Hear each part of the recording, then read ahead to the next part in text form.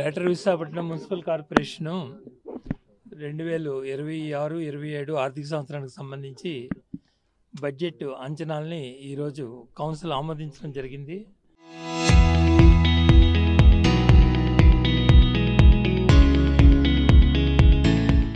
కనుక 4,180 కోట్ల రూపాయలు బడ్జెట్తో ప్రతిపాదనలు ప్రవేశపెట్టారు.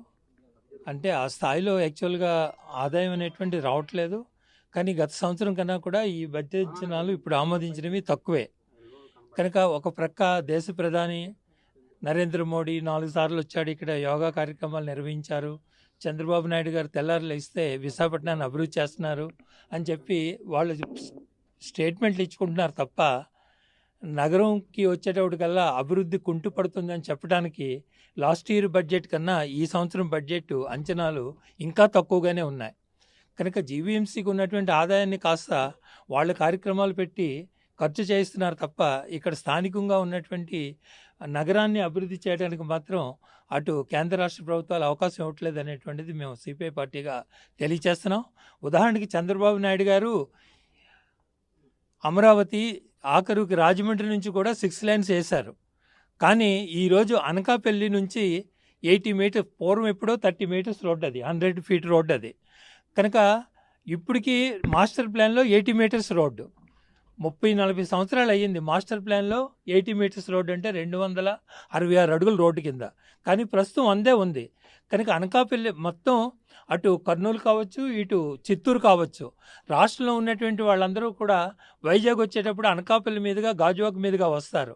ఈ రోజు కూడా ఏంటంటే ఆ ఇరుకు రోడ్డుతోటి నరకం అనిపిస్తున్నారు. కానీ రాష్ట్ర ముఖ్యమంత్రి చంద్రబాబు నాయుడు గారు కనీసం ఏంటంటే ఆయన అమరావతికి ఆనుకుని అన్నీ కూడా 6 లైన్ చేస్తున్నాడు. కనీసం అనకాపల్లి నుంచి గాజువాక వరకు కూడా రోడ్డు ఇంప్రూవ్ చేయాలనేటువంటి ఆలోచన ఆయనకి రానటువంటి పరిస్థితుల్లో ఈ రోజుని అక్కడ ఉన్నటువంటి ప్రజలు ఎంత నరకం అనిపిస్తున్నారో దాన్ని బట్టి మనకి అర్థమవుతుంది. కనుక ఈ నగరానికి ఇవ్వాల్సినటువంటి ప్రాముఖ్యతను అటు కేంద్ర రాష్ట్ర ప్రభుత్వాలు కూడా ఎవరు ఇవ్వట్లేదు. రెండోది జీవీఎంసీ అధికారులు కూడా ఏంటంటే ఆదాయాన్ని రాబట్టడంలో చాలా నిర్లక్ష్యం వహిస్తున్నారు. కారణం ఏంటంటే వేకెంట్ ల్యాండ్ ట్యాక్స్ వేయడానికి అన్ని విధాల అవకాశం ఉంది. కానీ నగరంలో ఉన్నటువంటి కొంతమంది చేతుల్లో తక్కువ ధరకి స్థలాలు కొనుక్కుని రేటు పెరుగుతుంది. 200 కొన్నటువంటి గజం ఈరోజు ఎంఈపీ కాలనీలో 2 లక్షలు అమ్ముతుంది, మీ అందరికీ కూడా తెలుసు. కనుక 4 లక్షలు ఎప్పుడు అవుతుందని ఎదురు చూస్తూ ఏ రకమైనటువంటి నిర్మాణం చేయకపోతే ఉంచుకోనివ్వండి, కాదని అంటలేదు. కానీ మున్సిపల్ కార్పొరేషన్ యాక్ట్ ప్రకారం ఏంటంటే వేకెంట్ ల్యాండ్ ట్యాక్స్ వేసి ఆదాయం రప్పించుకోవాల్సిన అవసరం ఉంది. కానీ జీవీఎంసీ అధికారుల యొక్క నిర్లక్ష్యం వల్ల ఈ రోజుని కొన్ని 100 కోట్ల రూపాయలు విలువైనటువంటి విఎల్టీ ట్యాక్స్ ఈరోజు జీవీఎంసీకి రానటువంటి పరిస్థితి ఏర్పడుతుంది. కనుక అటు కేంద్ర రాష్ట్ర ప్రభుత్వాలు ఈ నగరాన్ని అభివృద్ధి చేయడానికి కావాల్సిన నిధులు ఇవ్వాల్సి ఉంది. రెండోది అధికారులు కూడా ఏంటంటే రెవెన్యూని ఇంప్రూవ్ చేసుకోవడానికి కావాల్సిన చర్యలు చేపడితేనే భవిష్యత్తులో ఇది 5,000 కోట్ల రూపాయలు ఆదాయం కలిగినటువంటి బడ్జెట్గా దాన్ని రూపొందించుకోవడానికి భవిష్యత్తులో అవకాశం ఉంటుంది అనేది మేము ఈ సందర్భంగా తెలియజేస్తున్నాం. Local to global news at your finger tips.